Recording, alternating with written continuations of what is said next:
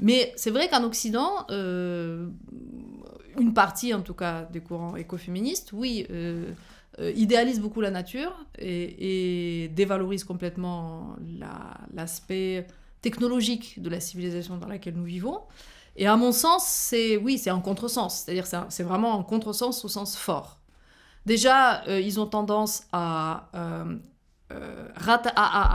fusionner, à amalgamer capitalisme et patriarcat, comme si le patriarcat n'avait pas existé avant, et comme s'il n'y avait pas eu d'autres sociétés dans lesquelles la situation entre les hommes et les femmes était inégalitaire.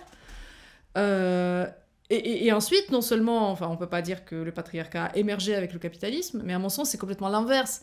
Et je pense que là aussi, cette idée, elle prend appui sur quelque chose de vrai, mais qui est ensuite exagéré jusqu'à son contraire. Et ce qu'il y a de vrai, c'est que, effectivement, avec l'avènement du capitalisme et toutes les transformations dont on a parlé, l'idéologie, entre guillemets patriarcale, on va dire ça pour aller vite, inégalitaire en tout cas, elle s'est trouvée privée de son fondement rationnel. C'est ce qu'on venait de dire. Elle devient purement idéale. Ça devient vraiment une espèce de superstructure qui flotte dans l'air et qui n'a plus sur quoi poser pied. Et souvent, dans ce genre de situation, quand une idéologie ne s'appuie sur rien, et pour qu'elle perdure, il faut la durcir. Parce que si on ne la durcit pas, elle peut, à l'occasion, s'effondrer. Donc c'est vrai qu'il y a une espèce de crispation après la Révolution industrielle, le Code Napoléon, etc., une formalisation du statut femme au foyer, etc. Puis c'est aussi un moment où on formalise beaucoup de choses dans le droit, donc on traduit dans le droit l'état de fait qu'on hérite de la période précédente. Mais il y a quelque chose, mais ça ne dure pas. Ce n'est vraiment qu'un moment, pour le coup, très court de l'histoire. Moi, je parle dans le livre d'un barreau d'honneur. Enfin, voilà, bon, hop, à la fin, quand même, reste à la maison. Bon, non, finalement, bon, tu peux gagner de l'argent aussi. Allez, bon d'accord.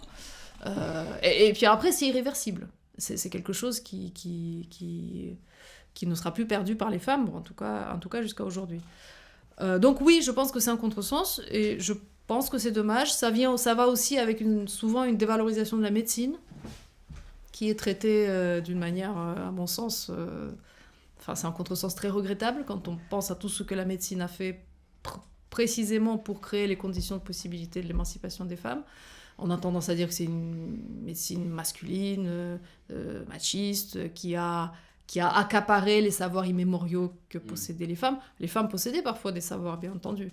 Mais bon, il ne faut pas se leurrer, ce n'était pas non plus des chercheuses de l'Institut Marie Curie.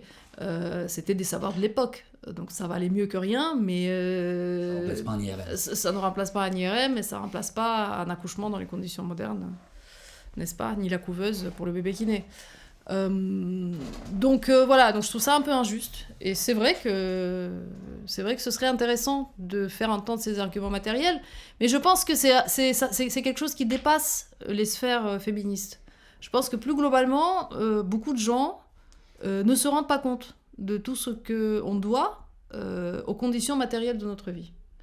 Parce que ces côtés néfastes sont réels.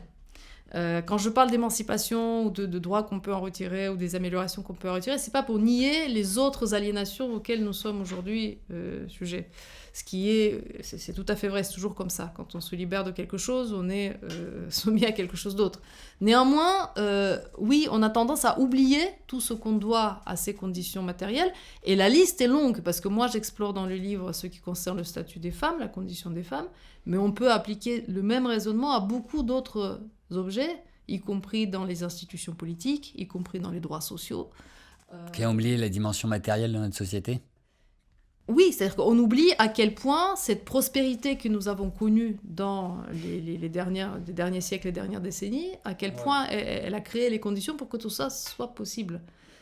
Et que c'est très fragile, de fait.